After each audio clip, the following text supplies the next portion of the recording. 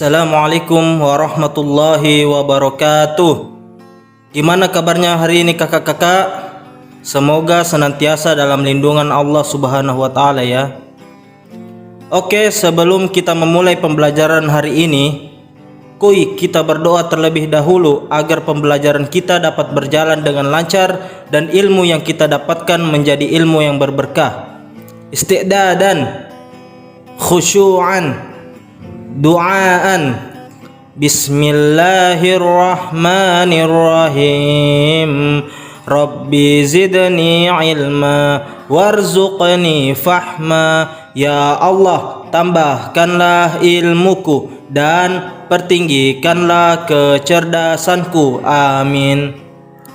Baiklah kakak-kakak, hari ini kita telah memasuki tema 1, indahnya kebersamaan, subtema 2, kebersamaan dalam keberagaman, pembelajaran 1. Gagasan pokok. Apakah kakak masih ingat apa itu gagasan pokok?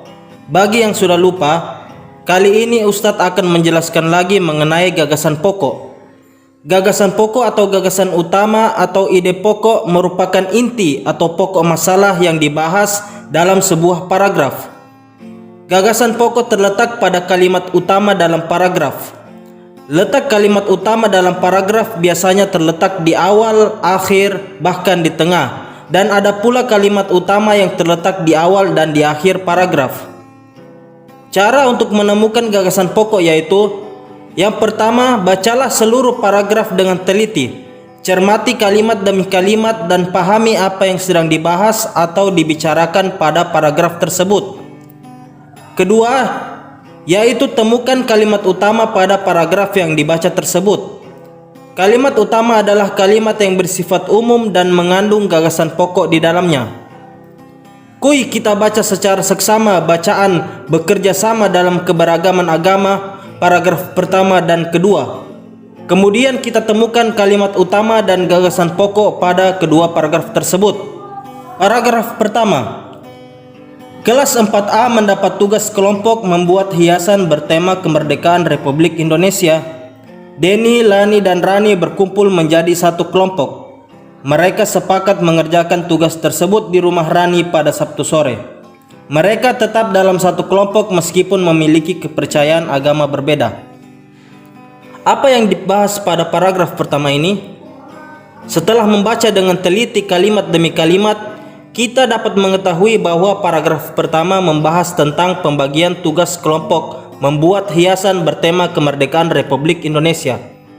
Berarti gagasan pokoknya ada pada kalimat utama yang terletak di awal paragraf atau kalimat pertama, yaitu kelas 4A mendapat tugas kelompok membuat hiasan bertema kemerdekaan Republik Indonesia. Selanjutnya mari kita baca paragraf kedua secara seksama. Hari Sabtu, Denny dan Lani sudah berkumpul di rumah Rani. Mereka bersiap mengerjakan tugas kelompok bersama-sama. Mereka telah membawa barang-barang yang dibutuhkan. Denny, Lani, dan Rani bekerja sama mengerjakan tugas. Apa yang dibahas dalam paragraf kedua tersebut? Paragraf kedua tersebut membicarakan tentang Denny, Lani, dan Rani yang bekerja sama dalam mengerjakan tugas. Berarti gagasan pokok pada paragraf kedua ini ada pada kalimat utama yang terletak di akhir paragraf, yaitu Denny, Lani, dan Rani bekerja sama mengerjakan tugas. Selanjutnya silahkan kakak-kakak baca paragraf ketiga dan keempat secara cermat, kemudian tentukan gagasan pokok dan letak kalimat utama dari kedua paragraf tersebut. Proses terjadinya bunyi. Pada subtema 1 kita telah mengetahui bahwa bunyi berasal dari benda yang bergetar dan benda yang menghasilkan bunyi dinamakan sumber bunyi. Contoh, suara manusia dihasilkan oleh pita suara yang bergetar. Lantas, bagaimanakah proses hingga bunyi tersebut dapat terdengar oleh telinga?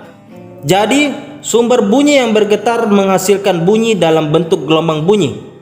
Gelombang bunyi tersebut kemudian merambat melalui benda padat, cair, atau gas, sebagaimana yang telah dijelaskan pada pembahasan sebelumnya. Selanjutnya, gelombang bunyi tersebut ditangkap oleh daun telinga dan disalurkan ke telinga bagian dalam. Dari sini, gelombang bunyi akan dikirim ke otak dan diterjemahkan menjadi bunyi. Keragaman agama. Bukan hanya suku dan budaya, negara Indonesia juga memiliki keberagaman agama di masyarakatnya.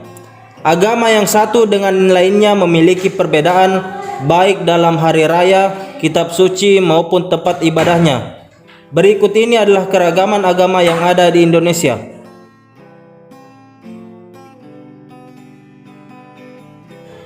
Itulah keragaman agama yang ada di Indonesia. Setiap orang berhak menentukan dan beribadah sesuai dengan agamanya. Hal tersebut sejalan dengan makna dari sila pertama Pancasila yang berbunyi ketuhanan yang Maha Esa.